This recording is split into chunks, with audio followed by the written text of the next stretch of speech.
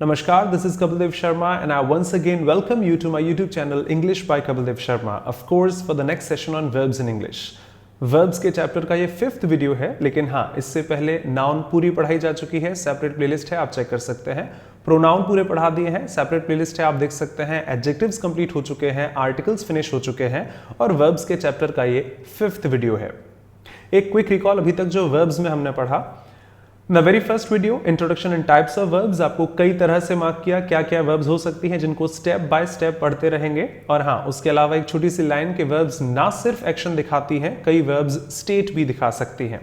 Second video में आपको वही मार्क किया कि किसी वर्ब को ट्रांजिटिव इंट्रांजिटिव कैसे जज किया जाता है, और उससे बेहतर शब्द मार्क किए। ऑक्सफोर्ड लिखती है किसी वर्ब को ट्रांजिटिव इंट्रांजिटिव कहने से बेहतर है कि उस सेंटेंस में उसे किस तरह इस्तेमाल किया गया है, यह बेहतर होगा, क्योंकि काफी सारी वर्ब्स ट्रांजिटिव और इंट्रांजिटिव दोनों बिहेव कर लेती हैं। तो किसी वर्ड को पढ़कर रटना या फिर उसके लिए बहस करना कि ये ट्रांजिटिव होता है ना ये इंट्रांजिटिव होता है, से बेहतर है उस सेंटेंस में उसे किस तरह इस्तेमाल किया गया है। थर्ड वीडियो में आपको वही मार्क किया था most confusing verbs in English, कुछ ऐसे पेयर जो लगभग हर एग्जामिनेशन में हर बार पूछे जाते हैं।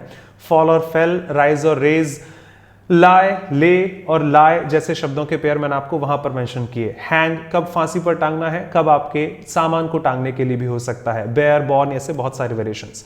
लास्ट वीडियो में जहां पर मैंने आपसे मोस्ट कंफ्यूजिंग वर्ब्स या फिर कहिए most important verbs in English discuss की, उसी स्लाइड को रिज्यूम करना चाहूं। टाइटल चेंज है, अब लिखा है वर्ड्स ऑफ्टन कंफ्यूज्ड, बिकॉज ना सिर्फ इंसान वर्ब से कंफ्यूज होता है, इंग्लिश में बहुत सारे शब्द हैं जिनके प्रोनाउंसिएशन सेम होते हैं, जिनकी स्पेलिंग सेम होती है, मीनिंग डिफरेंट होते हैं। ऐसे बहुत सारे शब्द एग्जाम में एरर डिटेक्शन के लिए आते हैं और अपनी दैनिक बोलचाल की भाषा में भी इनका इस्तेमाल बाखूबी किया जाता है। तो हाँ, जो इस वीडियो को एग्जाम पर्पज से देख रहे हैं, आपके एग्जाम में ये चीजें मस्ट हैं, जरूर आती हैं, ध्यान रखिएगा।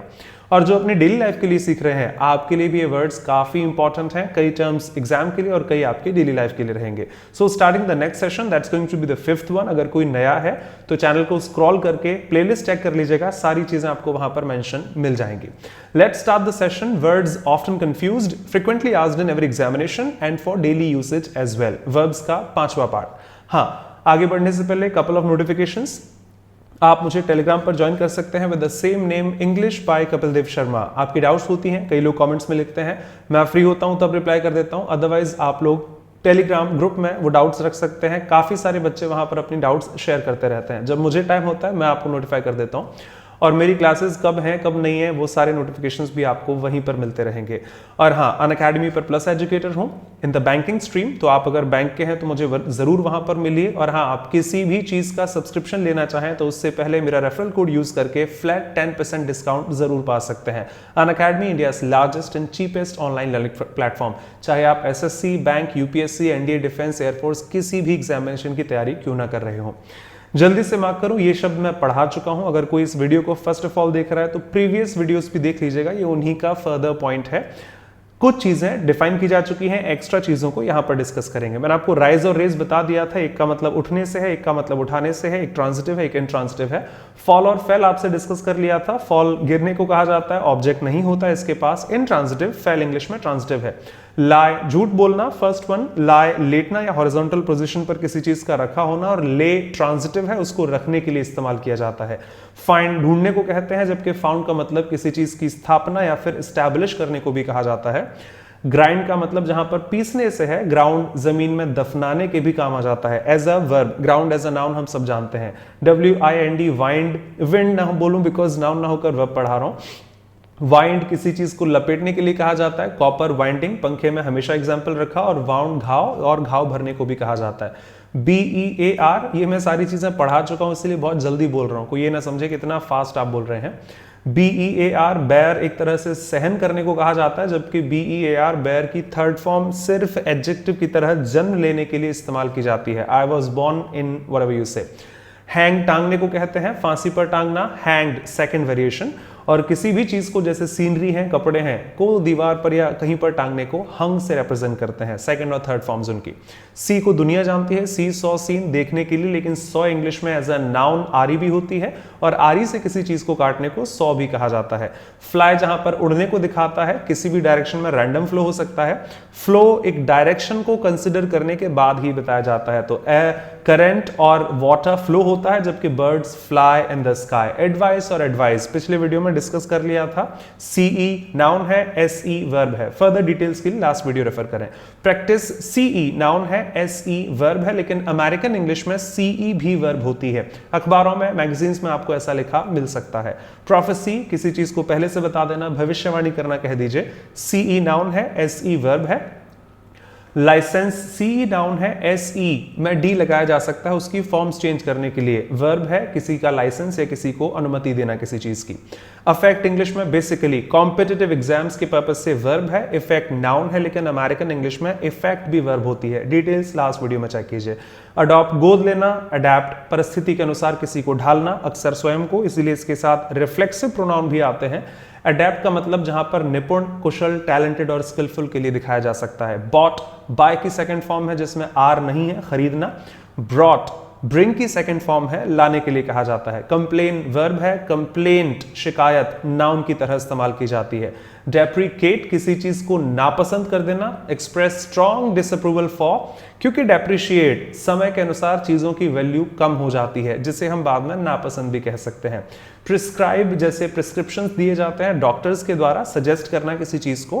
Proscribe strictly forbidden in terms of law कहा जाता है। एनवेलप इंग्लिश में वर्ब है, ये लिफाफा नहीं होता, किसी भी चीज को ढकने के पर्पज से जो लिफाफे का काम है। एज अ नाउन लिफाफा जिसे हम कहते हैं उसकी सेकंड स्पेलिंग है। LOSE लूज है, हारना, खो जाना किसी चीज को। LOOSE को generally loose as an adjective ढीले के तौर पर दिखाया जाता है, और LOSS नाउन प्रॉफिट, लॉस, लाभ, हानि को दिखाती है। Pray the very first one, the very first one pray प्रार्थना करना, जिससे प्रेयर्स बनती हैं। सेकंड वन नाउन और वर्ब दोनों भी है। शिकार और शिकार करने को भी प्रे कहा जाता है। SEVER सेवर काट कर अलग करना, अक्सर शरीर के अंगों को या किसी भी चीज को। सेकंड वन सीवियर तीक्ष्ण, तीव्र, जिसकी इंटेंसिटी बहुत ज्यादा है, ऐसी चीजों को कहा जाता है सीवियर पेन। और थर्ड वन का प्रोनाउंसिएशन आपको याद हो, सुअर होता है, माफ कीजिएगा आप डिक्शनरी से चेक कर सकते हैं। सुअर जिसे हम इंडिया में सीवर लाइन कहते हैं नाले के लिए, उसका करेक्ट प्रोनाउंसिएशन सुअर होता है। चलिए sewer line, okay. The next one the first one as a noun रेगिस्तान और किसी चीज को त्याग देने के लिए भी लिखा जाता है। सेकंड वन डिजर्ट खाने के बाद खाई जाने वाली मीठी चीज, आफ्टर्स का सिनोनिम है। और ये लास्ट स्लाइड थी शायद। हियर सेंसेशनल वर्ब है, सुनाई देना, लिसन सुनना, मैंने बहुत डिस्कस किया था लास्ट वीडियो में इस चीज पर। सी सेंसेशनल वर्ब है, दिखाई देना ना कि देखना। हाँ, लुक मतलब देखना, वॉच लंबे समय तक निगरानी रखना, मूवेबल्स को देखना। स्टेयर घूरना, गेज भी घूरना लेकिन इन अ थॉटफुल मैनर। पीप झांकने को कहा जाता है। ग्लेयर और ग्लावर गुस्से में देखना, और ग्लिम्स और ग्लैम्प्स एक झलक में किसी चीज को देखना। और ये लास्ट स्लाइड थी। लाइट नाउन है, अनकाउंटेबल, लाइट कम है, ज्यादा है इंटेंसिटी दिखाने को। लाइट इंग्लिश में काउंटेबल भी है, लाइट्स ऑफ कर दीजिएगा, source of light, tube light जैसे। लाइट इंग्लिश में एडजेक्टिव भी है, हल्का दिखाया जाता है। लाइट इंग्लिश में वर्ब है। प्रज्वलित करना अक्सर इंटेंसिटी ऑफ लाइट पाने के लिए, और बर्न का मतलब जलाने के तौर पर आ जाता है। सिंक जहां डूबने को कहते हैं, जैसे घर में बर्तन धोने की सिंक होती है। ड्राउन वहां पर डूबने को कहा जाता है जहां पर फिजिकल लॉस हो सके। इंसान अक्सर डूबते हैं तो ड्राउन लिखते हैं, और शिप के लिए अक्सर सिंक लिखा जाता है। शिप के लिए ड्राउन कब लिखते हैं वो लास्ट वीडियो में डिटेल में बताया था। Last one catch and hold, अक्सर मूवेबल्स को पकड़ने के लिए व्हाट अ कैच इस्तेमाल करते हैं, और कोई चीज अगर पहले से स्टेबल है उसको थामे रखने के लिए होल्ड लिखा जाता है। ये मैंने आपसे लास्ट वीडियो में डिस्कस कर लिया था। Moving on to the next variation of words. Ride, drive, steer. तीसरा शब्द शायद नया हो लेकिन आप सब जानते हैं इसे। राइड और ड्राइव में हम लोग कई बार बोलचाल की भाषा में भी इन्हें गलत इस्तेमाल कर लेते हैं, प्लीज ध्यान रखिएगा। रटने के लिए बहुत सारे शब्द हैं, लॉजिकली डिराइव करना मुझे इजी लगता है। राइड के लिए अक्सर डिफरेंस दिखाया जाता है, आपके भी मन में होगा कि सर जो 2 व्हीलर्स होते हैं उनको राइड करते हैं, जो 4 व्हीलर्स होते हैं उनको ड्राइव करते हैं। ये तीसरा वाला हमने देखा ही नहीं है। फिर एक क्वेश्चन आ जाता है साइकिल को, तो सर वो 2 व्हीलर में आता है, अच्छी बात है। तो फिर हॉर्स राइडिंग क्यों कही जाती है? उन्हीं रटे हुए शब्दों के लिए क्वेश्चन। फिर हॉर्स राइडिंग क्यों कहते हैं? उसमें तो कोई व्हील नहीं होते, पहली बात। दूसरी बात, अगर व्हील की तरह देखा जाए तो घोड़े के 4 पैर होते हैं, तो उसके लिए ड्राइव आना चाहिए। फिर क्यों? तो कॉमन सा एग्जाम्पल है, राइड उन चीजों को करते हैं जिनके ऊपर बैठकर आपको उनको बैलेंस भी करना है, साथ साथ उनको दिशा भी देनी है, हर चीज आप ही को करनी है। बाइक के ऊपर बैठकर बैलेंस हमें करना होता है और दिशा भी देनी होती है, कंट्रोल भी करना होता है। घोड़े के ऊपर बैठकर, घोड़ा खुद में स्टेबल है लेकिन जब वो दौड़ेगा तो हमें खुद का बैलेंस भी बनाना है, घोड़े को भी कंट्रोल करना है। ऐसी चीजों के लिए राइड कहा जाता है। टू व्हीलर्स उसी कैटेगरी में आते हैं, उनके ऊपर बैठकर उनको चलाते वक्त उन्हें कंट्रोल प्लस बैलेंस भी करना होता है। ड्राइव की कैटेगरी में माना फोर व्हीलर्स आते हैं क्योंकि उनको आपको कंट्रोल करना है, बैलेंस नहीं करना। कार अगर खड़ी है या चल रही है, कार खुद में स्टेबल है, आपको उसकी दिशा देनी है और डायरेक्शन देने के साथ साथ उसे कंट्रोल भी करना है, बैलेंस नहीं करना। जबकि हॉर्स, साइकिल या बाइसिकल जैसी चीजों के लिए हमें राइड इस्तेमाल करते हैं। तो नेक्स्ट टाइम जब कभी आप बाइक पर जा रहे हो, भाई फोन में थोड़ी देर से बात करूंगा, अभी ड्राइव कर रहा हूं, बाइक पर ड्राइव ना होकर हम राइड करते हैं और कार को हमेशा ड्राइव किया जाता है या ऐसी किसी भी फोर व्हीलर को, बिकॉज उनकी बॉडी बैलेंस हमें नहीं करनी होती। इसीलिए राइड करने वालों को राइडर कहा जाता है और बस, कार, ट्रेन के ड्राइवर्स होते हैं। ओके, नेक्स्ट वन शायद आपके लिए नया हो और जो जानते हैं बहुत अच्छी बात है। जानते हम सब हैं, इस नजर से नहीं जानते हैं। मैं पहले समझा दूं, उसके बाद आप इसे जानते होंगे, I am sure. STEER, steer का मतलब सिर्फ दिशा देने से होता है, गिव डायरेक्शन टू, कंट्रोल करना नहीं होता। सर ये नया वर्ड लग रहा है, तो एक काम कीजिए, इसमें ING लगा दीजिए। प्रीटी सून आप पढ़ेंगे, अगर प्रीमियर नहीं देख रहे हैं, जेरेंड्स, इंफिनिटिव एंड पार्टिसिपल्स, और अगर आप इस वीडियो को बाद में देख रहे हैं तो एक बार प्लेलिस्ट चेक कर लीजिएगा, हो सकता है पढ़ाई जा चुकी हो। STEER में ING प्लेस कीजिए और आपको मिलेगा स्टीयरिंग। स्टीयरिंग तो हमने देखा है ना, कार में जो स्टीयरिंग होती है, हाँ जी, उसी स्टीयरिंग की जो जेरेंड फॉर्मुलेशन है, नाउन है, वो स्टीयर से बना है, जहां पर स्टीयर का मतलब दिशा देने के लिए होता है, कंट्रोल करने के लिए नहीं होता। तो एक छोटा सा एग्जांपल मुझे भी अच्छा लगता है अपने स्टूडेंट से कहने के लिए कि trust me, I won't steer you wrong, मुझे भरोसा रखिएगा, मैं आपको कभी गलत दिशा में नहीं ले जाऊंगा। To give direction to is steer and to give direction and control is to drive. तो आप ध्यान रखें, राइड ऊपर बैठकर कंट्रोल और बैलेंस करने के लिए, साइकिल, हॉर्स और ऐसी चीजों के लिए, अक्सर टू व्हीलर्स के लिए। फोर व्हीलर्स को ड्राइव में लिखा जाता है बिकॉज उनको हमें बैलेंस नहीं करना होता, कंट्रोल और डायरेक्शन देनी होती है, सिर्फ डायरेक्शन के लिए स्टीयर, उसी चीज को स्टीयरिंग कहा जाता है। स्टीयर की ING जेरेंड फॉर्मुलेशन। हाँ, अगर आप एरोप्लेन की बात करें तो वो कहीं नहीं आएगा। I can fly an aeroplane, मैंने ट्रांजिटिव और इंट्रांजिटिव्स में आपको दिखाया था। सिमिलरली शिप को सेल किया जाता है, सिंदबाद द सेलर, हमको एग्जांपल्स पता होंगे। ओके, ध्यान रखिएगा। नेक्स्ट 4 शब्द ले लेते हैं, विद, वेदर एंड वेदर। ऊपर वाले दोनों मैंने जनरली नहीं देखे, एक बार इनको डिस्कस कर लेते हैं, ये भी एग्जाम्स में आते हैं और हमें डेली नैतिक बोलचाल के लिए भी जरूरी है। The first one is weather, आप लोग जानते होंगे, रिवीजन कर लेते हैं, इसे मौसम के लिए लिखते हैं, weather. The second one is whether, Hindi में आपको पता होगा, चाहे ये या फिर वो, मैं ग्रामर पढ़ा रहा हूं तो ग्रामेटिकल आंसर्स होंगे। तो the very first one weather, weather report, मौसम का हाल क्या है। और मौसम को मैं ऐसा टेम्परेचर के तौर पर देख सकता हूं, क्लाइमेट बड़े एरिया का हो जाता है, छोटे तौर पर हम लोग वेदर रिपोर्ट देखते हैं, आज के मौसम का हाल।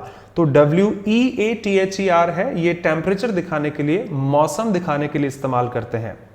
जबकि WHETHER अक्सर चॉइस दिखाता है, वेदर दिस और दैट, चॉइसेस के तौर पर आपने देखा होगा। मुझे नहीं पता उसको डांस पसंद है या गाना पसंद है, I don't know if she is interested in dancing, whether she is interested in dancing or singing, whether you go or not, चाहे आप जाएं चाहे ना जाएं, whether you agree or not, चाहे आप माने या ना माने।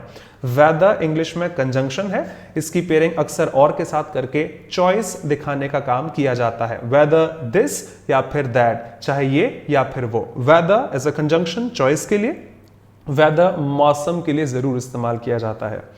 द फर्स्ट वन जो ऊपर लिखा था विदर, ये एक वर्ब है जिसका मतलब मुरझाने से होता है।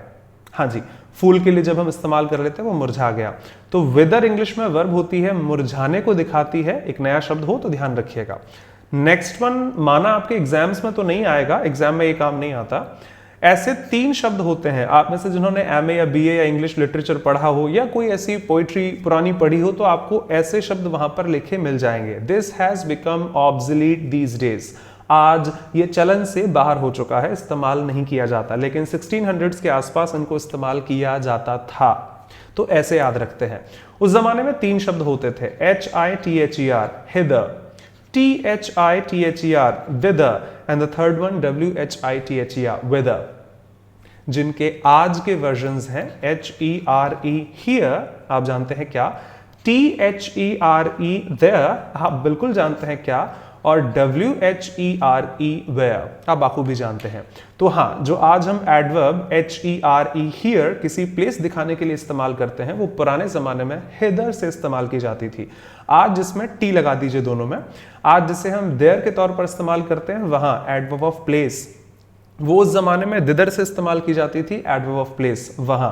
और आज जिस इंटरोगेटिव टर्म से आप पूछते हैं वेयर, कहां पर, वो सेम टर्म आपका WHITHER से होता था, कहां दिखाने के लिए। तो हिदर, दिदर, विदर पुराने वर्जन थे हियर, देयर एंड वेयर के।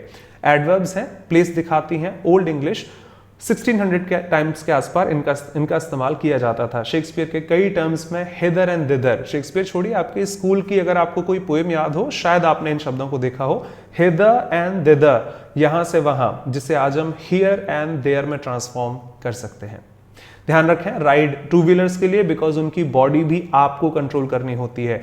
घोड़े के दो पैर नहीं होते, फिर भी आपकी बॉडी, उसकी बॉडी आपको कंट्रोल करनी है, हॉर्स राइडिंग कही जाती है। ड्राइव एक तरह से बॉडी बैलेंस ना कर कंट्रोल और डायरेक्शन देना, और स्टीयर सिर्फ डायरेक्शन देने के लिए स्टीयरिंग हम जानते हैं। विदर मुरझाना, विदर कहां, हिदर, दिदर, विदर ऑब्सोलीट टर्म्स हैं, आज शायद काम ना आए। वेदर मौसम के लिए, और वेदर कंजंक्शन, चाहे ये या फिर वो।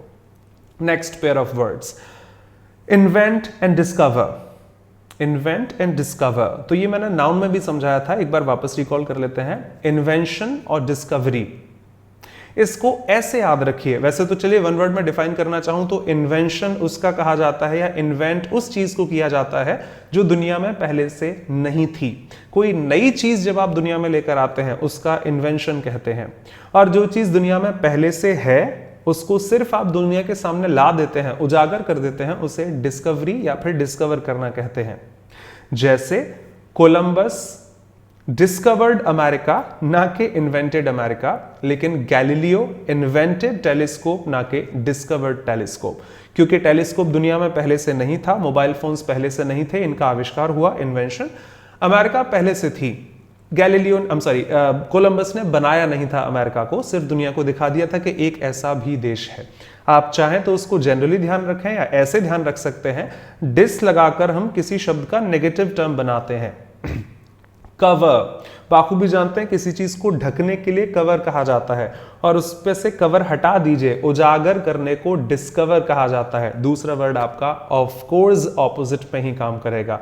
डिस्कवरी जो चीज दुनिया में पहले से थी, और इन्वेंशन जो चीज दुनिया में पहले से नहीं थी, कोई नई चीज जो आप बनाते हैं। क्वाइट कॉमन है, हम लोग जानते होंगे।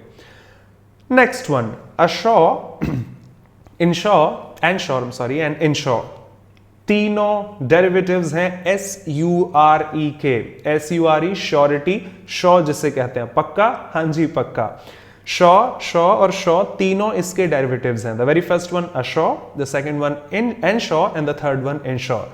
तीसरे वाले को सबसे पहले जानते होंगे, इंश्योरेंस, लाइफ इंश्योरेंस, इस तरह के टर्म्स, बीमा जिसे हम हिंदी में कह देते हैं। थर्ड वन बीमा है, इंश्योरेंस, गाड़ी का भी हमें इंश्योरेंस कराना होता है, इंश्योरेंस की पेपर्स होते हैं, LIC जैसे टर्म्स को आप इंश्योरेंस में रखें। बीमा करने को इंश्योरेंस कहा जाता है। The very first one assure, ये भी वर्ब होती है, ये तसल्ली देने को कहा जाता है, या फिर किसी चीज की पुष्टि करने को कहा जाता है। पुष्टि हालांकि मैं सेकंड वन में रखना चाहूंगा। अश्योरेंस होता है तसल्ली देना, हाँ मैं वहां पर मिल जाऊंगा, भरोसा रखो मैं वहां पर आपको मिल जाऊंगा। एक तसल्ली के तौर पर किसी से जब कहा जाता है, उसे अश्योरेंस मार्क करते हैं। और किसी बात को पक्का करना या फिर किसी बात की पुष्टि करना, पक्का शाम को वहां पर मिलोगे, हाँ मिलूंगा, उसे ENSURE में रखा जाता है। आई repeat, the very first one assure, तसल्ली देना, दिलासा देना। ENSURE पक्का करना, सुनिश्चित करना किसी चीज को, कंफर्म करने के तौर पर। एंड थर्ड वन INSURE बीमा करने के लिए लिखते हैं। मैं वापस कहूंगा, तीनों श्योर के डेरिवेटिव्स हैं। तो हाँ भाई, तुम्हें कोई भी परेशानी आएगी, मैं हूं, ये भी उस बात को पक्का करता है।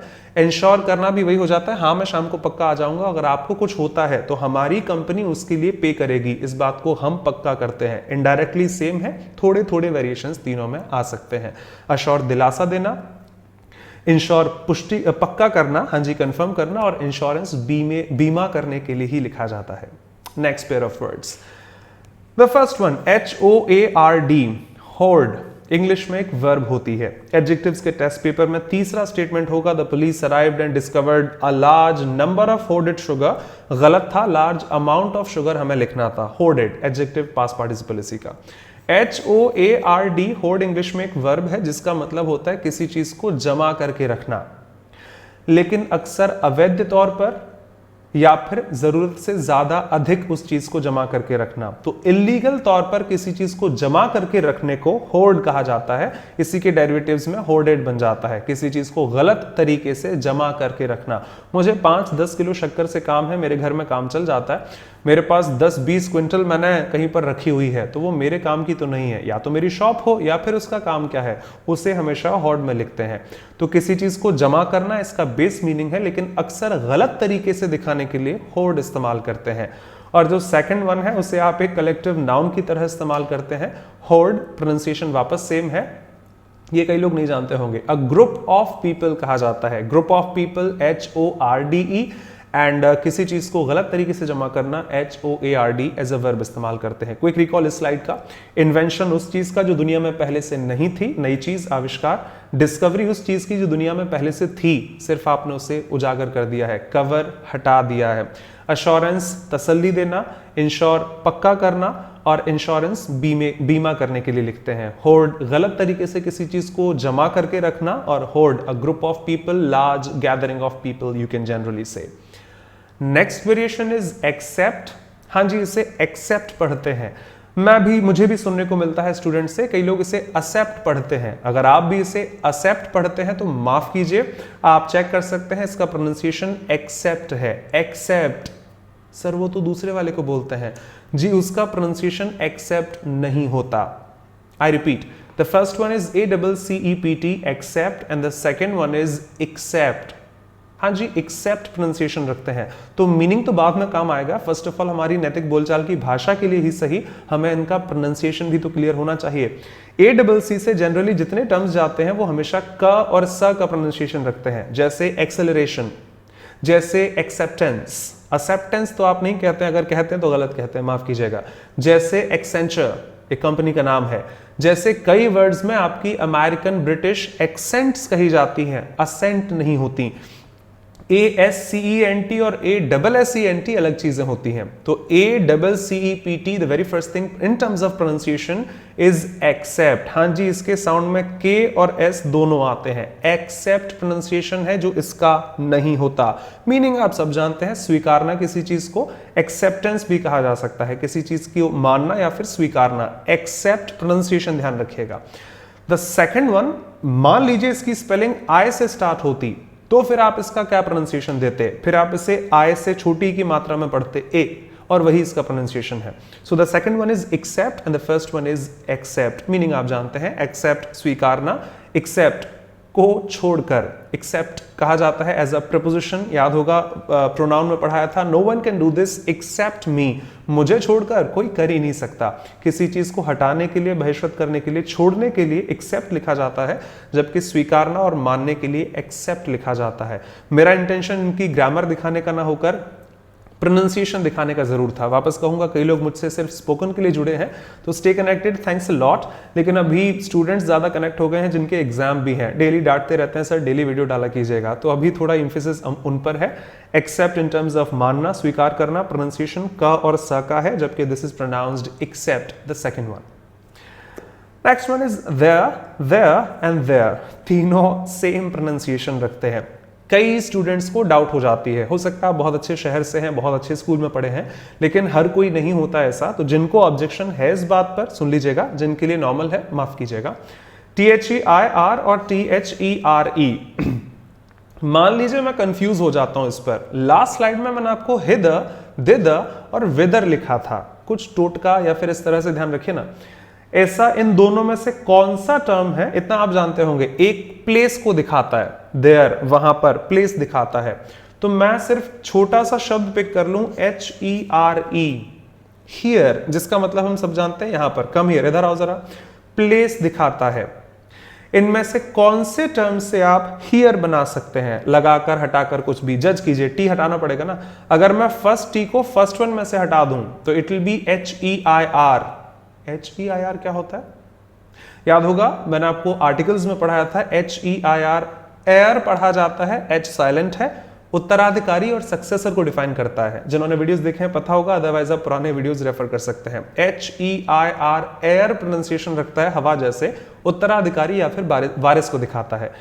आशा रखता हूं फर्स्ट वन से तो आप हियर नहीं बना सकते, लेकिन अगर सेकेंड वन में से मैं टी हटा दूं, HERE यहां से बन सकता है। तो वापस लिखूं, HERE प्लेस दिखाता है, THERE प्लेस दिखाएगा, और टी की जगह अगर W लिखा होगा, WHERE कहां, वो भी आपकी प्लेस ही मार्क करेगा। तो देयर एक एडवर्ब है और एडवर्ब ऑफ प्लेस को मार्क करती है। आप बहुत जल्द एडवर्ब पढ़ेंगे अगर प्रीमियर देख रहे हैं। अगर बाद में वीडियो देखा जा रहा है, प्लेलिस्ट चेक कीजिए, शायद अपलोड हो चुकी हो। First one THEIR positive adjective है दे के टर्म्स में, THEY जिससे बन सकता है। दे का पॉजिटिव एडजेक्टिव है अधिकार दिखाने के लिए, ओनरशिप दिखाने के लिए। वो लोग अपने परिवार का ख्याल रखते हैं, they take care of their family. तो इस देयर के साथ हमेशा एक नाउन एसोसिएट होगी, इस देयर के साथ नाउन नहीं आ सकती, एडवर्ब्स का नाउन से रिश्ता नहीं होता। प्लीज ध्यान रखें, THEIR देयर एक एडजेक्टिव है जिसके बाद अक्सर नाउन लिखी जाती है, जिसका प्रोनाउन बन जाता है theirs, THEIRS। Second one THERE एक एडवर्ब है जो हियर, देयर और वेयर के टर्म से डेराइव होती है। दिक्कत लगे टी हटाकर देख लीजिएगा, जिससे प्लेस अभी भी है वो लिटरली प्लेस वाला था, जिससे नहीं है वो प्लेस का नहीं था। थर्ड वेरिएशन क्वाइट कॉमन है आजकल की स्पोकन के टर्म्स में, और हमारे व्हाट्सएप या ऐसे इन टर्म्स में भी कहा जा सकता है। That's a contraction of obviously they plus are लिखा जाता है इन शॉर्ट, जैसे हाउ यू, तो अपॉस्ट्रफी RE लिखकर हम लोग हाउ आर को डिनोट कर लेते हैं। The third one is THEY apostrophe RE, they are contracted form है, देयर प्लेस दिखाता है बिकॉज हियर और वेयर भी प्लेस दिखाते हैं। THEIR देयर एक एडजेक्टिव है, नाउन जिसके बाद लिखी जाती है। नेक्स्ट वेरिएशन, ओके, THAN इनमें से एक पता नहीं कौन सा है, हाँ कंफ्यूजन मुझे भी जाती है। THEN इनमें से एक है। मेरा वापस कहना होगा, जहां हियर, देयर और वेयर से प्लेस दिखाते थे, तो THAN और THEN में से एक शब्द तो ऐसा है जिससे टाइम दिखाया जाता है, adverb of place, adverb of time. अब इनमें से फिर डिराइव करते हैं, कौन से शब्द में टी हटाकर W लगाने पर देयर का वेयर हो सकता था, तो कौन से शब्द में इन दोनों में से टी हटाकर अगर मैं W लगा दूं तो कौन सा शब्द टाइम को दिखा सकता है। और टाइम वाली स्पेलिंग तो हम सब जानते हैं, व्हेन, WHEN लिखा जाता है, जज कर लीजिए। अगर मैं फर्स्ट वन में से टी हटाकर, आप समझ गए हैं, W ऐड करूं तो WHAN बनता है, जो टाइम नहीं दिखा सकता। लेकिन हाँ, सेकेंड वन THEN, अगर मैं W हटाकर टी हटाकर W मार्क करूं तो ऑफ कोर्स हम जानते हैं WHEN टाइम दिखा सकता है। तो ऐसे चेक कर लीजिए, this is adverb of time, THEN।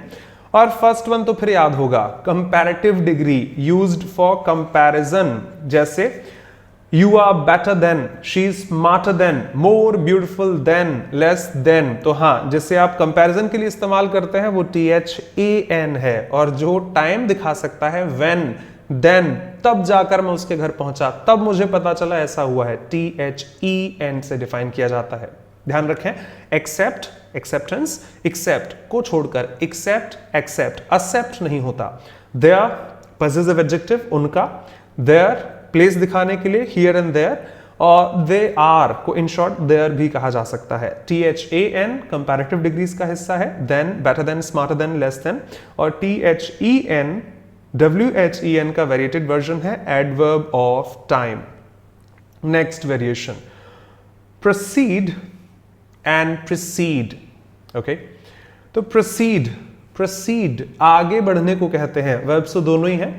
Proceed आगे बढ़ने को कहा जाता है, किसी से आगे बढ़ना, और दूसरा जस्ट उसका उल्टा है, प्रीसीड किसी से पहले आना, जैसे एंटीसीडेंट्स होते हैं। तो एक का मतलब जहां आगे बढ़ने से है प्रोसीड, प्रोसीडिंग्स कार्यवाही आपको पता होगा, परिणाम के लिए भी इस्तेमाल करते थे। प्रोसीड मतलब आगे बढ़ना, जबकि प्रोसीड मतलब किसी से पीछे होने को प्रोसीड मार्क करते हैं। ध्यान रखिएगा, क्वाइट कॉमन है लेकिन हम जानते भी इतने भी डिफिकल्ट वर्ड्स नहीं है। The next one, diffuse and defuse. Sure. मुझे याद है मैंने केमिस्ट्री, फिजिक्स में, साइंस में तो पढ़ा होगा डिफ्यूजन, और डिफ्यूजन एक तरह से वाइड स्प्रेड कर देता है किसी चीज को, यानी किसी चीज को लंबे एरिया में फैल जाने को डिफ्यूज कहा जाता है। फर्स्ट वन, डिफ्यूजन यही मीनिंग रखता है, ओ spread over large area of place, या जैसे आप कहना चाहें किसी चीज का लंबे एरिया में फैल जाना यानी और ज्यादा फैल जाना, डिफ्यूज मार्क करता है as a verb, and diffusion as a noun.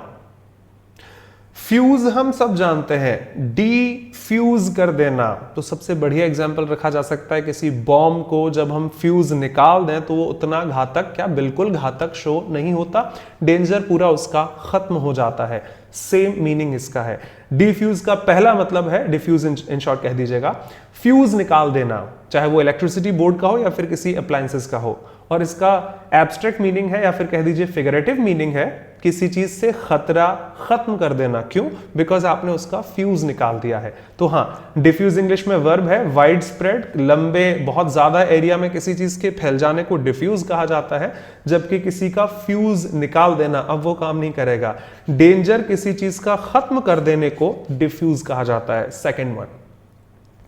Next one is cease and seize.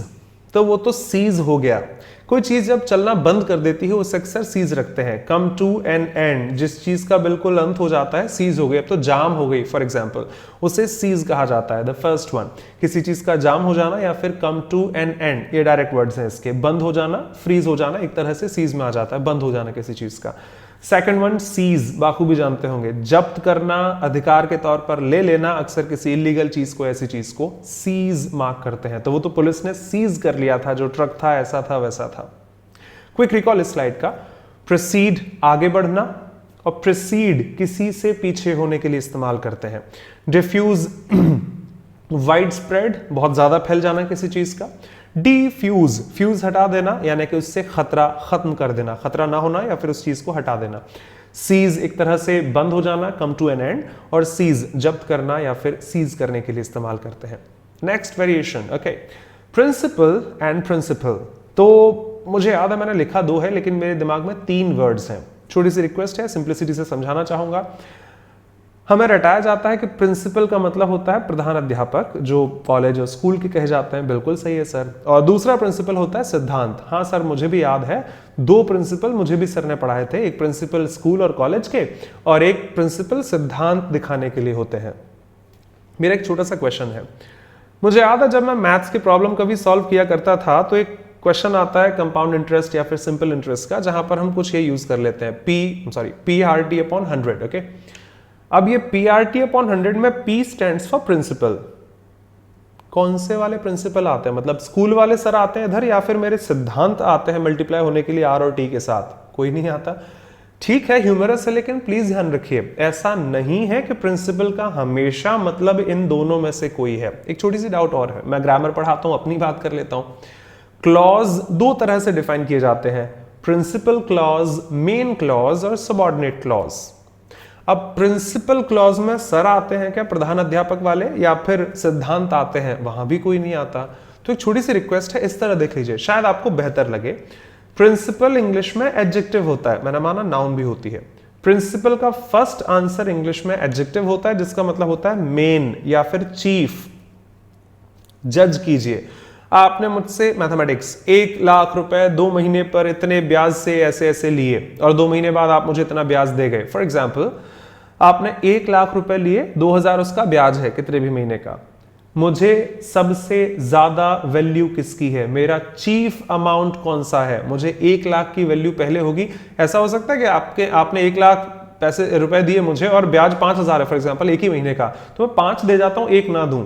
अगर मैं 1 नहीं दूंगा तो आपको बहुत ज्यादा प्रॉब्लम हो जाएगी। हाँ, एक बार को 5 ना मिला चल जाएगा, मेरा मेन अमाउंट मेरे पास है। प्रिंसिपल का मतलब वहां चीफ या फिर मूल धन से होता है, हिंदी में आपको पता होगा, मूल, चीफ और प्रिंसिपल चीज को लिखते हैं।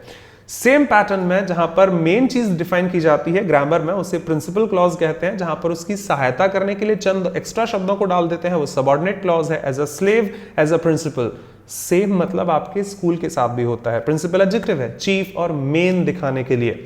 तो मुझे 3 दिन की छुट्टी चाहिए मुझे फीस कम करवानी है, तो मैं प्यून से जाकर तो ये चीजें नहीं ले सकता। तो मेरे विद्यालय में, स्कूल में, यूनिवर्सिटी, कॉलेज में, जहां आप चाहें, सबसे ज्यादा वैल्यू किसकी है? अक्सर वो प्रिंसिपल्स की ही होती है। तो वहां भी प्रिंसिपल का मतलब चीफ से है, मेन से है, जिसके पास अथॉरिटी है उसे प्रिंसिपल कहा जाता है। फिर उनके पास ये सारे काम करवाने की अथॉरिटी नहीं होती।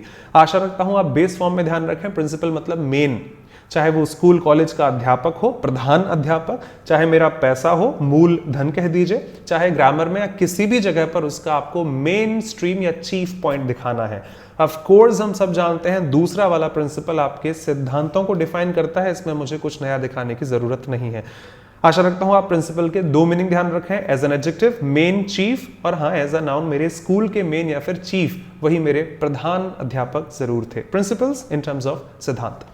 The next one is herd and heard, बहुत बड़े शब्द नहीं है, हाँ बहुत जल्दी सीख लेते हैं।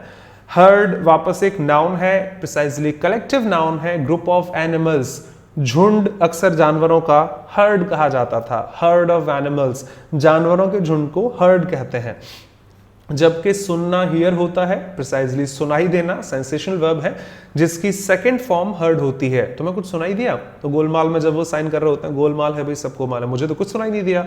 सुनाई देना second form, I heard your voice, I heard some noise, यार कुछ शोर आ रहा है मुझे, I heard something. Heard English में प्रोनाउंसिएशन दोनों सेम है, इसीलिए मैंने कहा इन शॉर्ट होमोनिम्स, पैरानिम्स, ऐसी बहुत सी चीजें होती हैं, कुछ की स्पेलिंग सेम है, कुछ का प्रोनाउंसिएशन सेम है, कुछ का मीनिंग सेम है। वो थोड़ा सा आपसे डिस्कस कर लूं जो आपके एग्जाम के लिए भी बेनिफिशियल हो और आपकी डेली लाइफ के लिए भी इस्तेमाल किया जा सके। Herd as a collective noun जानवरों के झुंड को दिखाता है, हर्ड ऑफ एनिमल्स, जबकि हर्ड सुनाई देना सेकेंड फॉर्म है वर्ब की hear, sensational verb. The next one is council and the next one is council. Indirectly दोनों सेम है, प्रिसाइजली दोनों अलग अलग हैं। एक तो काउंसिल होती है बैठक, मीटिंग के तौर पर कहा जाता है, परिसर जैसी कुछ मीटिंग होती है उसको कहा जाता है। मुझे समझ नहीं आ रहा कौन सा वाला है। एक्चुअली इस काउंसिल को एज अ मीटिंग के तौर पर आप इस्तेमाल कर सकते हैं। Number of people met together for a particular purpose. कई लोग जब किसी जगह बैठकर किसी वजह से मीटिंग करते हैं या ग्रुप होकर बात करते हैं, सलाह मशवरा करते हैं, उसे काउंसिल कहते हैं। तो BCCI की फुल फॉर्म में मुझे ऐसा याद है, काउंसिल ऑफ डायरेक्टर्स बोर्ड, जो बोर्ड ऑफ डायरेक्टर्स की जो काउंसिल की जो मीटिंग होती है वो काउंसिल CIL को रिप्रेजेंट करती है। The very first one is council. जब हमने कॉलेज में एडमिशन लिया होगा तो काउंसलिंग जरूर हुई होगी। जी हाँ, वो फर्स्ट वन की ही डेरिवेटिव है। और डॉक्टर के पास भी कभी जाएं, ईश्वर ना करे कि आपको जाना पड़े कभी, लेकिन वहां ऊपर लिखा होता है काउंसलिंग चार्जेस इतने रुपए। डॉक्टर क्या करता है? डॉक्टर भी तो आपको सलाह या मशवरा देता है। सिमिलरली कॉलेज की काउंसलिंग मुझे अपनी याद है, आजकल तो इंटरनेट से आप लोग बहुत जल्दी चेक कर लेते हैं घर बैठे ही। 2006 में मेरे टाइम पर नहीं होता था ये सब चीजें कि घर बैठे चेक करें। तो मेरे इतने मार्क्स थे इस चीज में, जाकर वहां पहुंचे, मुझे थोड़ी ना पता कौन सा कॉलेज मिल सकता है, मेरे पास लिस्ट नहीं है। कोई होता था जो मुझे सलाह देता था कि इतने नंबर्स पर तो तुम्हें ये वाला कॉलेज मिल जाएगा, ये ब्रांच मिल जाएगी, तो ठीक है भाई ये फॉलो कर लीजिए, नहीं मुझे यही ब्रांच चाहिए। Council in terms of suggestion इस्तेमाल करते हैं, सजेस्ट करना किसी को, सलाह मशवरा देने को काउंसिल कहा जाता है। वर्ब है ऑफ कोर्स जिससे काउंसलिंग बनती है। काउंसलिंग हमारे कॉलेज की या फिर डॉक्टर की काउंसलिंग चार्जेस। सजेस्ट करना, सलाह मशवरा देना, एडवाइस भी आप इसे लिख सकते हैं in general, as a noun CE, as a verb SE। और काउंसिल वही बोर्ड ऑफ डायरेक्टर जब एक दूसरे की सलाह देने के लिए, सुनने के लिए जहां पर मीटिंग करते हैं, उस चीज को काउंसिल कहा जाता है। तो काउंसिल एज अ नाउन इस्तेमाल करें मीटिंग के तौर पर, लोग बाग जो वहां पर मिले हैं और उन्हीं सलाह मशवरा करने को काउंसिल यूज करते हैं। काउंसलिंग फर्स्ट वन का डेरिवेटिव है। क्विक रिकॉल इस स्लाइड का, प्रिंसिपल, मेन, चीफ जिसकी वैल्यू ज्यादा है, कॉलेज में, स्कूल में, मेरे पैसे के तौर पर और मेरे क्लॉज में जहां पर है। प्रिंसिपल सिद्धांत होते हैं, सब जानते हैं। हर्ड जानवरों के झुंड को कहा जाता है, हर्ड ऑफ एनिमल्स, जबकि HEARD हर्ड सुनाई देने की सेकंड फॉर्म है। हियर भी मान सकते हैं आप उसे, सुनना भी। काउंसिल सजेस्ट करना, एडवाइस देना किसी को, और काउंसिल इन तरह से meeting, number of people met together. Next variation FAIR, okay, FAIR और FARE है ना, दो बार लिखा है, फिर से वही लाइन होगी। FAIR as a noun, trade fair सुना है, फेयर इन टर्म्स ऑफ मेला। हाँ जी, तो मेला भी इंग्लिश में फेयर कहा जाता है, हालांकि मेला भी इंग्लिश वर्ड हो चुका है। फेयर इंग्लिश में मेले को कहा जाता है, तो FAIR दैट इज मेला as a noun. That's not fair, ये अच्छी बात नहीं है, पता है। फेयर एंड लवली, गोरा होने का 5 मिनट में हमारा जो भी पैटर्न होता है, तो फेयर एंड लवली, साफ सुथरा, या सही चीज को भी फेयर कहा जाता है। देखो ये अच्छी बात नहीं है, तुम्हें उसका नुकसान नहीं करना चाहिए था, दैट्स नॉट फेयर। ये सुना तो होगा हमने, तो वो ये यार ये बात बिल्कुल सही नहीं है, ये बिल्कुल सही नहीं है, तो वो सही नहीं है, सही के तौर पर ही ये बिल्कुल स्किन साफ है मेरी इस तरह से, उससे वो फेयर एंड लवली जरूर इस्तेमाल करते हैं। तो एज अ नाउन फेयर मेले को कहा जाता है, एज एन एडजेक्टिव साफ सुथरा सही दिखाने के लिए भी फेयर इस्तेमाल करते हैं। थर्ड वन आप जानते होंगे इसका डेरिवेटिव फेयरवेल भी होता है, फेयरवेल विदाई के तौर पर फेयरवेल आ जाता है।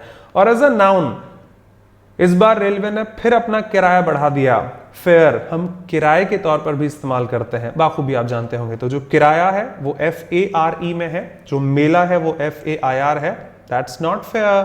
फेयर एंड लवली ये सारे आपके एडजेक्टिव हैं, FAIR साफ सुथरा सही को दिखाने के लिए। क्वाइट कॉमन, अरे सर ये क्यों लिख दिया, सबको पता है, शायद किसी को ना पता हो, पता है तो रिवीजन कर लेते हैं। BIRTH जन्म देने के तौर पर इस्तेमाल करते हैं, जन्म लेना भी हो सकता है, बर्थ किसी चीज का जन्म होना, एज अ वर्ब बर्थ जन्म लेने के तौर पर, जबकि बर्थ इंग्लिश में नाउन भी है। मुझे रेलवे ने middle birth, upper berth, lower berth आपकी सीट अवेलेबिलिटी को जरूर दिखा सकता है।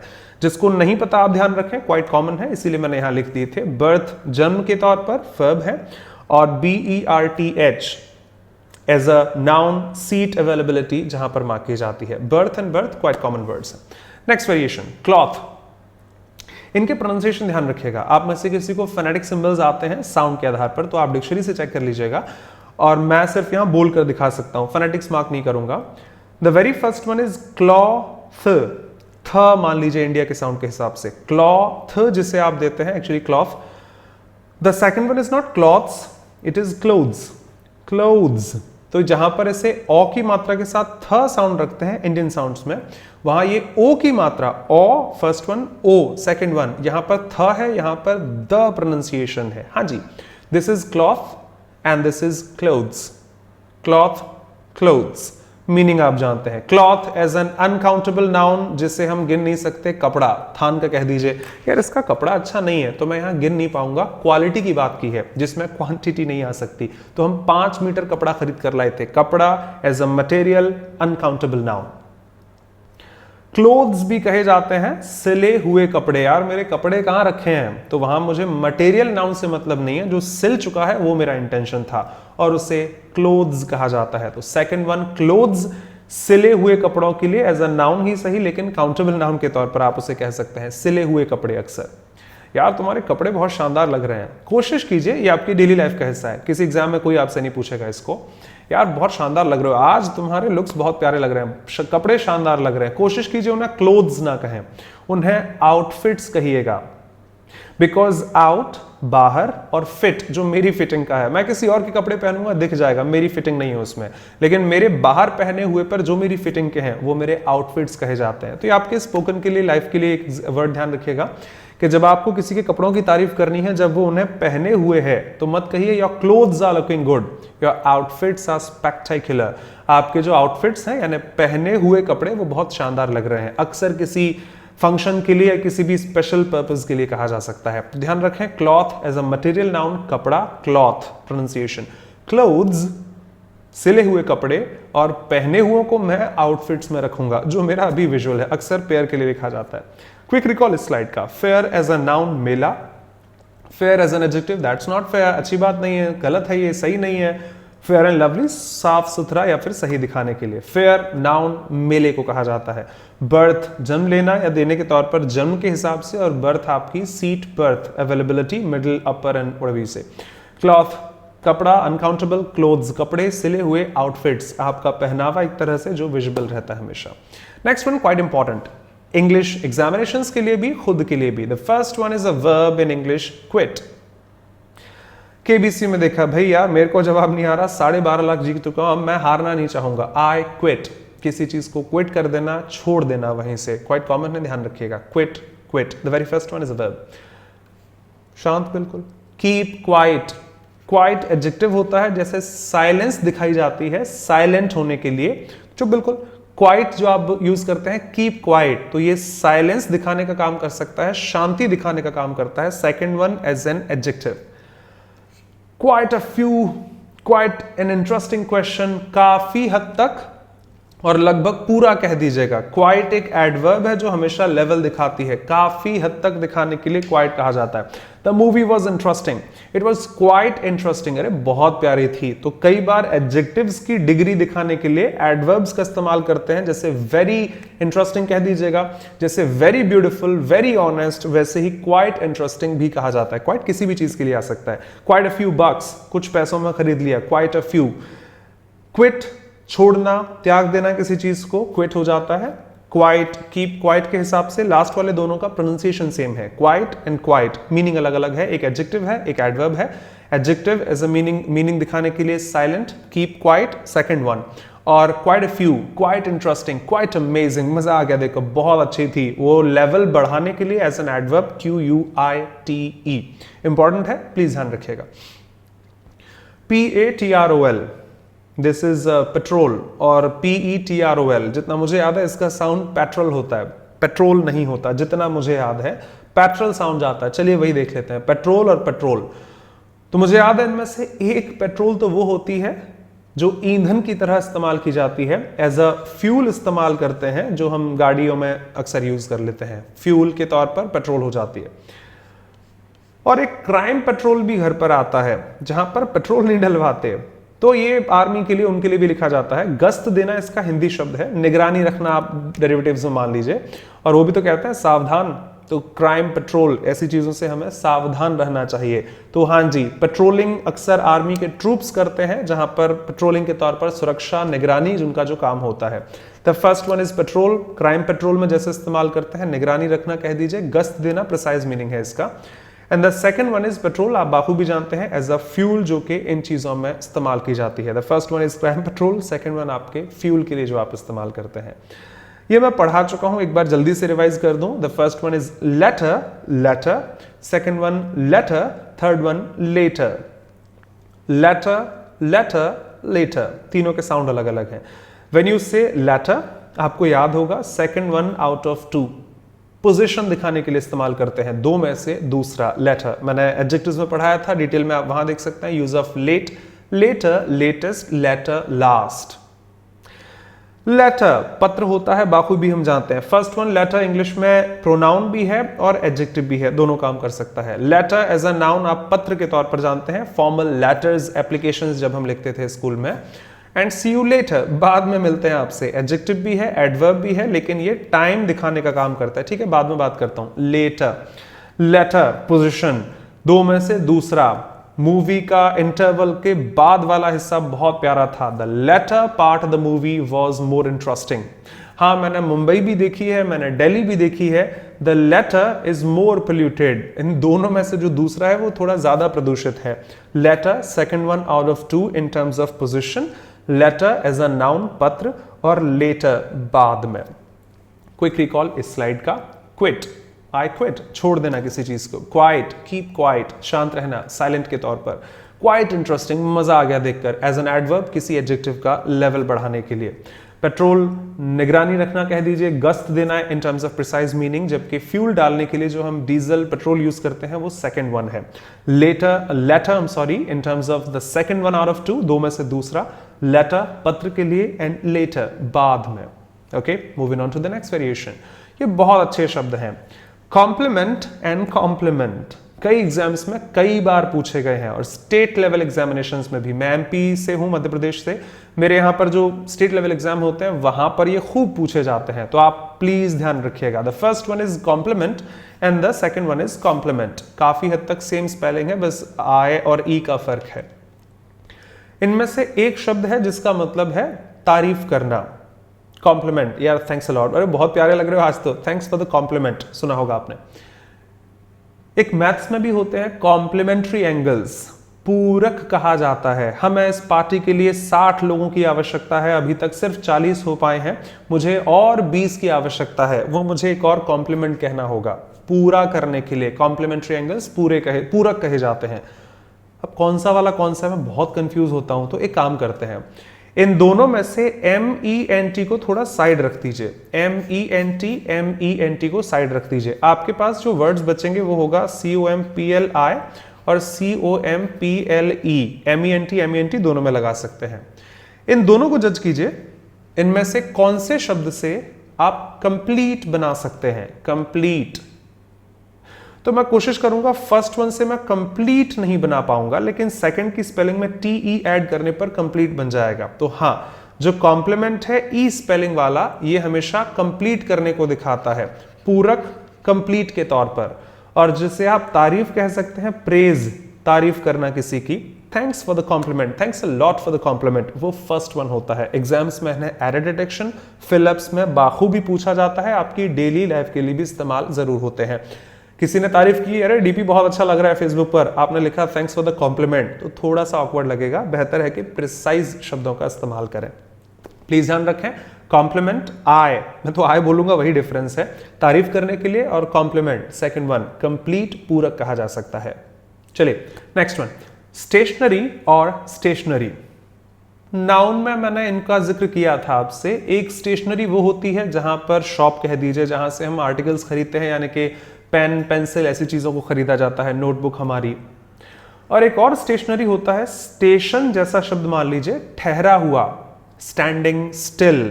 तो आपने न्यूज़पेपर्स में भी इनको देखा होगा। ईश्वर ना करे ऐसा हो कि वो कार जो जा रही थी उसने खड़े हुए ट्रक में टक्कर मार दी, तो जो ट्रक पहले से ही स्टेशन यानी ठहरा हुआ था उसमें जो टक्कर मारी। सेकंड वन जो शब्द है ये स्टिल को दिखाता है। स्टिल मतलब जिसमें मूवमेंट नहीं है, गतिशील नहीं है, खड़ा हुआ, कांस्टेंट, स्टेबल किसी चीज को कह दीजिएगा। स्टेशनरी स्टिल को दिखाता है, कांस्टेंट कोई चीज जो ठहरी हुई है उसे स्टेशनरी के लिए यूज करते हैं, द सेकंड वन। जबकि फर्स्ट वन जो स्टेशनरी है, जहां से आप पेन, पेंसिल, मैं इन शॉर्ट लिख दूं शॉप जो आपकी है, जहां से आप ये सब खरीद कर लाते हैं आपके ये सामान, वो स्टेशनरी शॉप होती है, फर्स्ट वन है।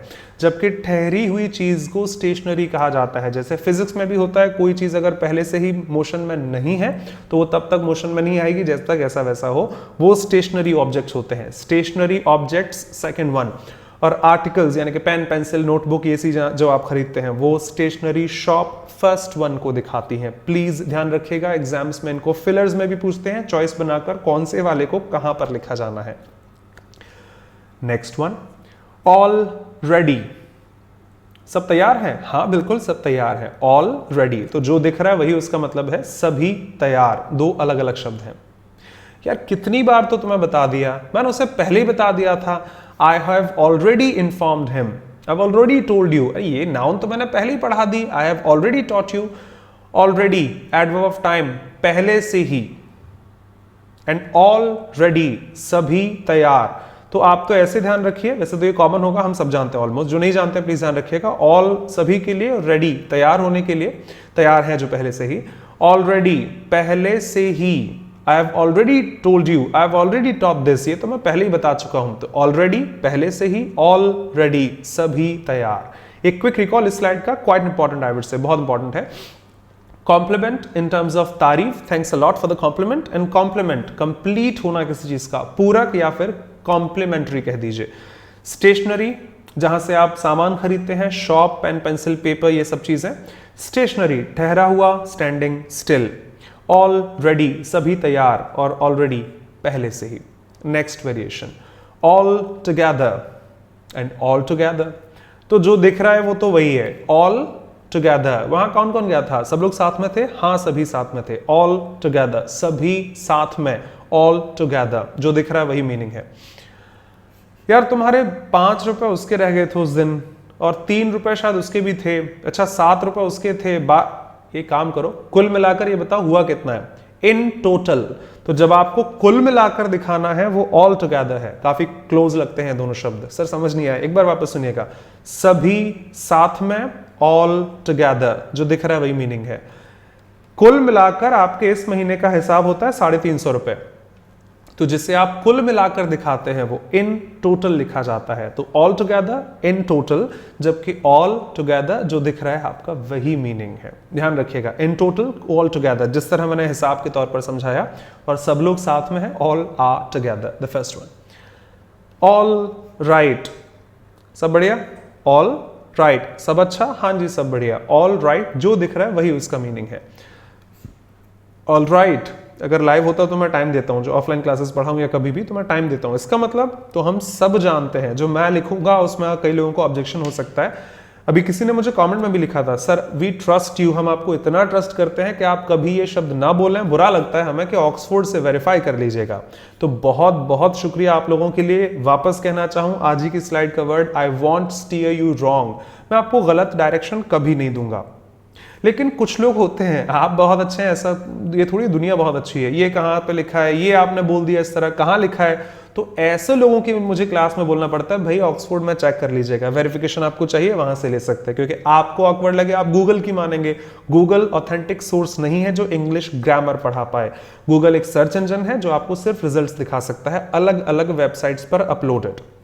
जो मैं बोल रहा हूं वो आप चेक कर लीजिएगा, मैं आपको कभी बाद में मार्क करूं, अभी मार्क कर रहा हूं, sorry. All right, British English में ऐसा कोई भी शब्द नहीं होता। When it comes to UK, no such word exist in dictionary. Google पर ऑक्सफोर्ड डिक्शनरीज खोलिएगा, उसमें सर मैंने देखा है, मानता हूं, पूरी बात सुनिए। ऑल राइट जैसा ब्रिटिश इंग्लिश में कोई शब्द नहीं होता, वो मानते ही नहीं ऐसा कोई वर्ड ही है। फॉर्मल इनफॉर्मल तो बहुत दूर की बात है, ऑल राइट जैसा कोई भी शब्द नहीं होता। लेकिन हां, अमेरिकन इसे इस्तेमाल करते हैं फर्स्ट वन के सिनोनिम में। यूएस इंग्लिश में इसको इस्तेमाल किया जाता है, बिल्कुल सही है। All right, Justin Bieber one of the famous singers, मैं क्या बोलूं उनके लिए, वो हर सॉन्ग की स्टार्टिंग लगभग ऑल राइट लेट्स गो। तो ऑल राइट मूवीज में आपको लिखा मिलेगा, सॉन्ग्स में जरूर लिखा मिलेगा, सीरियल्स में आपको मिल जाएगा, बट किसी एग्जाम में नहीं पूछा जाता और किसी ब्रिटिश लिटरेचर के तौर पर आपको ये चीज जरूर नहीं मिलेगी। आई वुड से अगेन बोलूं, ऑल राइट ब्रिटिश इंग्लिश में ऐसा कोई शब्द होता ही नहीं है, जबकि ऑल राइट यूएस इंग्लिश में इस्तेमाल करते हैं। ठीक है, ठीक है, ऑल राइट, ओके। तो वो ठीक है के तौर पर जो आप इस्तेमाल करते हैं ऑल राइट, वो अमेरिकन इंग्लिश का वर्ड है, गूगल पर उसी की एग्जिस्टेंस है। प्योरली ब्रिटिश इंग्लिश में इसका एग्जिस्टेंस नहीं होता। आप चाहें वेरीफाई कर सकते हैं, वो लोग जिनको ट्रस्ट नहीं है, दोज हु ट्रस्ट, हाँ मैं आपको बिल्कुल सही पढ़ा रहा हूं। नेक्स्ट वन, ये मैंने सर ये सबको पता है, क्या पढ़ा रहे हैं आप इसको, मैं बिल्कुल नहीं बताऊंगा भाई, छोटी सी चीज है। करियर अपने भविष्य के लिए कह दीजिए, और कैरी करने वाला, लीड करने वाला लीडर, टीच करने वाला टीचर, मैनेज करने वाला मैनेजर, जलाने वाला लाइटर, जैसे कैरी करने वाले को कैरियर कहा जाता है। तो साइकिल के पीछे जो है वो कैरियर होता है जिस पर हम सामान रखकर ले जाते हैं, टू कैरी, कैरियर। और भविष्य हमारा खुद का करियर में आ जाता है। ये मैंने लिखा क्यों सर, ये सबको पता है, क्या पढ़ा रहे हैं आप। तो मेरी जगह पर लोग गलत प्रोनाउंसिएशन रखते हैं, मीनिंग नहीं, प्रोनाउंसिएशन। कहीं आप में से भी कोई गलत तो नहीं बोलता, तो सिर्फ अपना प्रोनाउंसिएशन सुधार लीजिए। पहले वाले को कैरियर नहीं कहते, वो सेकंड वन का प्रोनाउंसिएशन है। First one is your career. हाँ जी, इसे करियर पढ़ा जाता है, कैरियर नहीं होता। तो एक छोटा सा एग्जांपल, जैसे मैं कभी इंटरव्यूज लेता हूं तो उस वक्त भी ये वर्ड्स आ जाते हैं, what do you think about your career. या मान लीजिए मैंने पूछा, इंटरव्यूज में ऐसा कई बार जज किया जाता है, आपने अपने भविष्य के बारे में क्या सोचा है, what do you think about your career. अब मैं करियर पूछूंगा, सामने वाले का answer I think I want to be a doctor in my career, तो उसे कैरियर ना कहें। कैरियर साइकिल के पीछे है, सामान ले जाने के लिए। आपका भविष्य आपका करियर कहलाता है। प्रोनाउंसिएशन दिखाऊंगा सिर्फ करियर, एंड कैरियर साइकिल के पीछे the one which carries. Pronunciation के लिए इनको ध्यान रखें। क्विक रिकॉल इस स्लाइड का, ऑल टुगेदर, सब लोग साथ में हैं, कुल मिलाकर 350 हिसाब होता है आपका। ऑल टुगेदर, ऑल राइट सब सही है। All right British English doesn't exist, Oxford में ऐसा कोई शब्द ही नहीं है, गूगल पर है, अमेरिकन यूज करते हैं। ऑल राइट ठीक है, चलो कोई बात नहीं, तो आप एग्जाम में ना चलाएं, हाँ पर्सनल लाइफ में आप ऑल राइट यूज कर सकते हैं। करियर आपका भविष्य, आपकी सब कुछ। Carrier the one which carries cycle के पीछे। The first one is cops, COPS. Second one is COPS, CORPS, and the third one is CORPSE, COPS. ये तो एक जैसे लग रहा है। SSC कई बार इनको ऑप्शंस में देकर रखती है और लगता है क्वाइट क्लोज है, स्पेलिंग ही देख लीजिएगा। फर्स्ट वन प्लूरल नाउन है कॉप्स। हाँ सर ये तो हमें पता है, पुलिस को कहा जाता है, पुलिस कह दीजिए, जो आप कॉप्स, अखबारों में पुलिस को अक्सर कॉप्स लिखते हैं, अमेरिकन वर्ड है तो वो लोग प्रेफर कर लेते हैं। कॉप्स पुलिस को कहा जाता है। सेकंड वन जो है कॉप्स, CORPS, ये ट्रूप्स को कहते हैं। ट्रूप्स मतलब दल, और सेना के दल को कहा जाता है। Second one corps. And the third one that is corpse, ये एक तरह से डेड बॉडी को कहा जाता है, अक्सर इंसान की लाश को इस्तेमाल करते हैं। कॉप्स, CORPSE, ये इफेक्टिव है, एग्जाम में आता है, डेली लाइफ में भी काम आ जाता है, ध्यान रखिए। Cops, the first one police officers के लिए इस्तेमाल करते हैं। The second one corps, troops, सेना की टुकड़ी जो किसी स्पेशल असाइनमेंट के लिए कहीं पर भेजी जाए, corps in terms of troops. Third one corpse, dead body को कहा जाता है, जैसे काकास होता है एनिमल्स की डेड बॉडी, इंसानों की लाश को कॉप्स भी कहते हैं, तो CORPSE।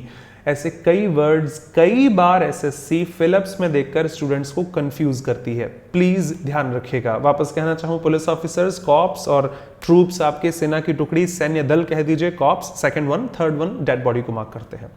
Next one is its and it's, लोगों को कंफ्यूजन हो, लिख दिया भी, ध्यान रखिएगा। The first one is ITS, जैसे देयर था, जैसे देयर्स था, दिस इज पजेसिव एडजेक्टिव, हाँ जी, पजेसिव एडजेक्टिव ITS। इट्स मतलब जब उसका आपको दिखाना है, मैं कल एक पेन लेकर आया था, उसका कलर यार ब्लैक है, थोड़ा डार्क नहीं है, इट्स कलर, ये एडजेक्टिव है, इसके साथ हमेशा नाउन आएगी, इट्स कलर। तो in general it's possessive adjective है ना, प्रोनाउन नहीं होता। पजेसिव एडजेक्टिव किसी का पोजीशन दिखाने के लिए, अधिकार दिखाने के लिए, जैसे अभी देयर था, THEIRITS, इट का पजेसिव एडजेक्टिव इट्स, देयर का पजेसिव एडजेक्टिव देयर। किसी वस्तु के लिए अक्सर बिकॉज ही के लिए हिज हो जाता है, शी के लिए हर हो जाता है, आई का माय, वी का आवर और यू का योर हो जाता है। वैसे ही इट का पजेसिव एडजेक्टिव इट्स हो जाता है, किसी वस्तु का जब आपको कोई पोजीशन दिखाना हो इट्स इस्तेमाल करते हैं। ITS इंग्लिश में बहुत काम कर सकता है, जैसे आप चाहें, it's a contraction of it is, it's a contraction of it was, इसलिए स्पोकन इंग्लिश के टर्म्स होते हैं जो सामने वाला भी जानता है मैं पास्ट या प्रेजेंट कब की बात कर रहा हूं, परफेक्ट टेंस को लिखा है या नहीं लिखा है। लिखित भाषा में IT' को प्रेफरेंस नहीं देते। IT' इंग्लिश में इट हैज भी दिखा सकता है, इट्स 5 o'clock, इट्स 5 o'clock, 5 बज गए। It is 5 o'clock, in short it's 5 o'clock। It's raining, बारिश हो रही है, इट्स रेनिंग। इट्स हॉट, बहुत गर्म है यार, it's hot. ITS contraction of it is, कभी डाउट हो तो IT' वाले को खोल देना, खोलना मतलब उसके 2 वर्ड्स लिख दीजिएगा, इट इज, इट वॉज या इट हैज भी हो सकता है।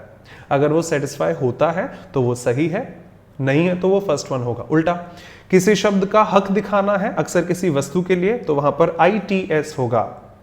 मैं इसका कलर या इसकी कीमत दिखाने के लिए IT' नहीं लिख सकता कि मैं एक पेन खरीद कर लाया जिसकी कीमत इतनी है, इट्स कलर, सेकंड वन ना होकर फर्स्ट वन होगा। लेकिन इट्स हॉट, इट्स कंपल्सरी, हाँ जरूरी है, इट इज कंपल्सरी या इट वॉज कंपल्सरी।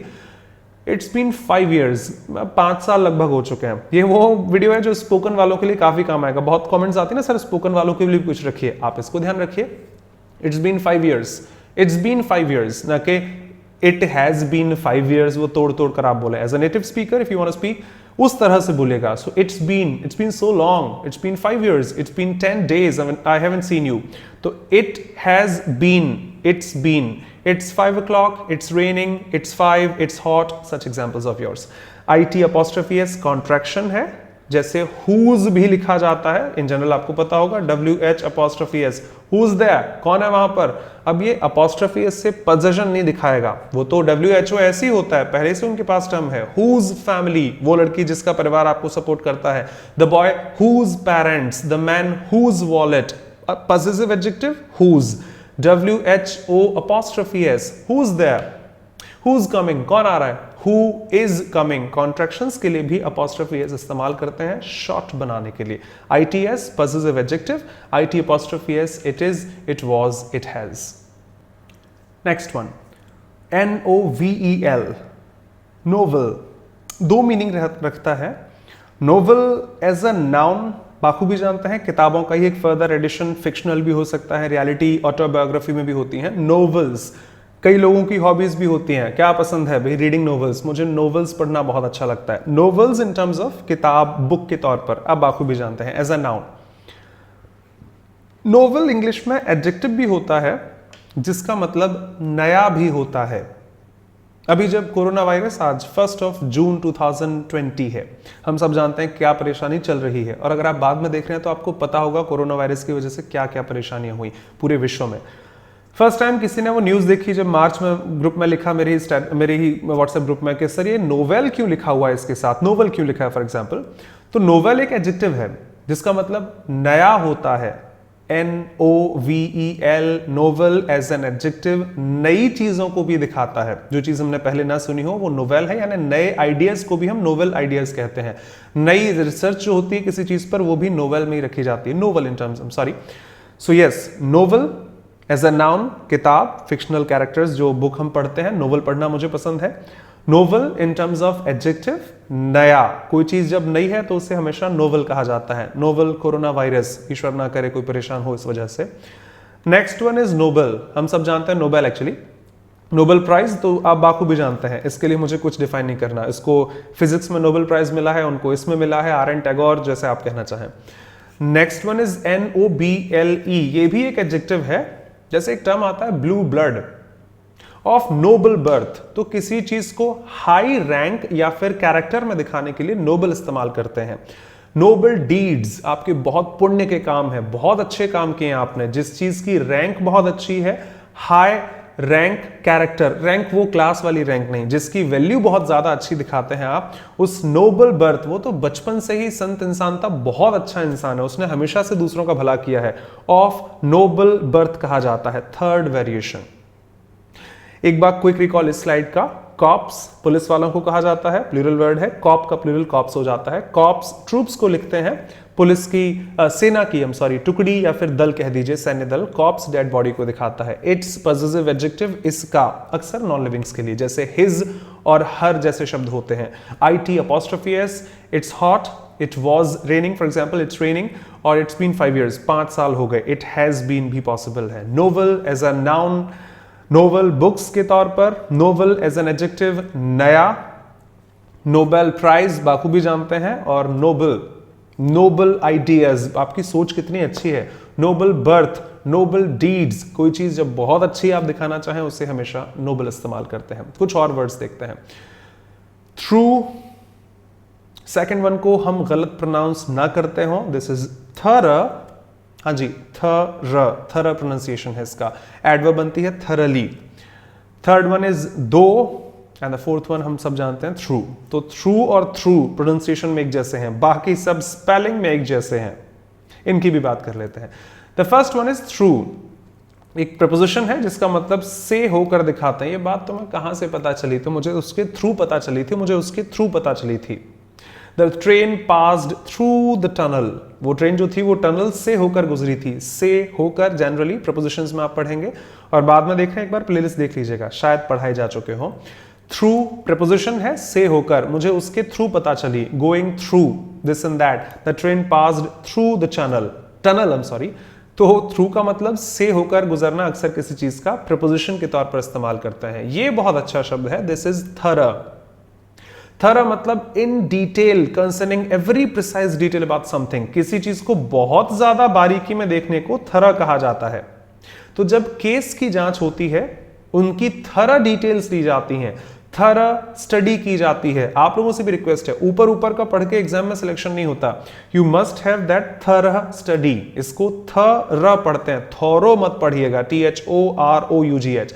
बढ़िया एडवर्ब बनती है LY लगाकर, थरली, पूर्ण रूप से, कंप्लीटली। इवन कंप्लीटली से बहुत बेहतर शब्द है, कंसर्निंग एवरी सिंगल डिटेल। आपने बुक मुझे दी, मैंने शुरू के 4 पेज, बीच में से 4-5 पढ़े और लास्ट के हो गया मेरा, वो थरली में नहीं आएगा, लेकिन एक एक चीज मुझे उसकी पता है, that is supposed to be thoroughly. तो थरली या फिर थर, एडजेक्टिव, एडवर्ब, बहुत अच्छे शब्द हैं, प्लीज ध्यान रखिएगा। नेक्स्ट वन इज दो। तो ऑल्दो और दो आपको पता होगा एज अ कंजंक्शन इस्तेमाल करते हैं, भले ही। तो क्या हुआ, वो पैसे वाला है, कोई नहीं जानता उसको, हाँ उसने मेहनत तो बहुत की हो, भले ही उसने मेहनत की, एग्जाम क्वालिफाई नहीं कर पाया। कॉन्ट्रास्ट दिखाने के लिए, चीजों को ऑपोजिट सेंस में दिखाने के लिए दो, ऑल्दो एज अ कंजंक्शन इस्तेमाल किए जाते हैं। तो इसको आप ऑल्दो के तौर पर इस्तेमाल करें, और ये मुझे मार्क नहीं करना। थ्रू, ये प्रोनाउंसिएशन सेम था फर्स्ट वन और लास्ट वन का। फेंकने को कहा जाता है थ्रो, जिसे हम जानते हैं सेकंड फॉर्म में थ्रू हो जाती है। First one I repeat, through, in terms of preposition, से होकर, उसके through, thorough, every single detail about something, किसी चीज की बहुत ज्यादा बारीकी से जांच पड़ताल के लिए थॉरो कहा जाता है, स्टडीज के लिए भी इस्तेमाल करते हैं। दो, भले ही, एंड थ्रू, फेंकना किसी चीज को, ओके। तो next one is conscious. In terms of pronunciation इसे कॉन्शियस पढ़ा जाता है। आई रिपीट, कॉन्शियस, इसे कंसाइंस ना पढ़ें please. I repeat, this is conscious. और हाँ, इसे भी कॉन्शियस पढ़ा जाता है। तो ये कॉन्शियस है, ये कॉन्शियस है, इसे कंसाइंस ना पढ़ें। हाँ, आप स्पेलिंग याद रखने के लिए वो भी पढ़ सकते हैं। So the first one is conscious and the second one is conscious. पहले वाले को चेतना के लिए दिखाते हैं, खुद की फीलिंग्स, क्या चीज गलत है, क्या चीज सही है, और कुछ गलत करने पर यार मैंने गलत कर दिया उसके साथ, वो जो आपका सेंस है एथिकली, मोरल, इमोरल जो आप दिखाना चाहें, that is suppose to be conscious. I repeat, conscious, चेतना हिंदी में जितना मुझे याद है। और किसी चीज के बारे में सही गलत होना आपकी खुद की नोइंग के हिसाब से, खुद की जानने के हिसाब से वो कॉन्शियस कहा जाता है। जबकि कॉन्शियस आपको पता होगा आपकी स्टेट ऑफ माइंड, कह दीजिए होश में हो कि नहीं हो। तो conscious, subconscious state of mind जब हम कहते हैं, वो तो बिल्कुल होश में नहीं था और होश में है, हाँ जानबूझकर उसने ऐसा किया, वो आपका कॉन्शियस से जाता है। तो कॉन्शियस आपकी चेतना, किसी चीज के बारे में सही गलत का ज्ञान होना या उसके बाद उस पर पछतावा भी होना। और कॉन्शियस एक तरह से होश में होने को विटिंग कहा जा सकता है, विलिंग कह दीजिएगा खुद से उस चीज को। एक बार क्विक रिवीजन इस स्लाइड का। थ्रू, से होकर as a preposition. Thorough, completely single detail about something. Though, although, भले ही। थ्रू, किसी चीज को फेंकना। कॉन्शियस, आपकी चेतना, किसी चीज का सही बुरा होना। और कॉन्शियस, होश में होना किसी का। More verbs in the next video, मैंने इतने ही लिखा है, तो ये लाइन तो मैं नहीं लिखूंगा, ऐसे तो बहुत सारी वर्ब्स हैं, लेकिन हाँ मैं माफी चाहूंगा इसके लिए, आगे कोई वर्ब्स मैं अभी अपलोड नहीं करूंगा। मैक्सिमम जितनी एग्जामिनेशंस के लिए नीडेड थी वो मैंने आपको यहां पर मार्क की है। एक्चुअली मन होता है कई बार लिख लेता हूं, लेकिन अभी यही अपलोड करूंगा तो वर्ब्स तो बहुत सारी हैं, कितना दूं उतना कम रहेगा। तो इस वीडियो को मैं यहीं फिनिश करना चाहूंगा। Would love to see you in the next video about verbs in English. और हाँ, इसी तरह आपसे सपोर्ट चाहिए, आपकी एंकरेजमेंट चाहिए, जिससे मैं आगे आपको और भी चीजें इसी पैटर्न से जरूर देना चाहूंगा। छोटी सी रिक्वेस्ट हम सभी से जो लिखते हैं सर इसके बाद प्रपोजिशंस, उसके बाद एडवर्ब्स, मुझे बहुत अच्छा लगता है कि टीचर्स और भी हैं, फिर भी आप मुझसे ये चीज आशा रखते हैं।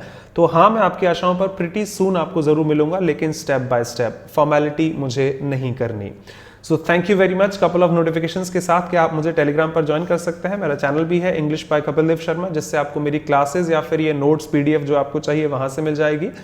ग्रुप ज्वाइन कर लीजिएगा, आप अपनी डाउट्स वहां पूछ सकते हैं, शेयर कर सकते हैं। और आप मुझे अनअकैडमी पर चाहे फॉलो कर लीजिएगा, बैंक वाले हैं तो जरूर देखिए वहां पर। और किसी भी कोर्स को परचेज करने से पहले आप मेरा रेफरल कोड यूज कर सकते हैं, that is Kapil sir. You will be getting a flat discount of 10%, KAPILSIR in general. Thank you very much. Would love to see you in the very next video. Step by step verbs को भी बहुत आसानी से पढ़ेंगे। This is Kapil Dev Sharma. Always welcome to my YouTube channel English by Kapil Dev Sharma. Thanks a lot.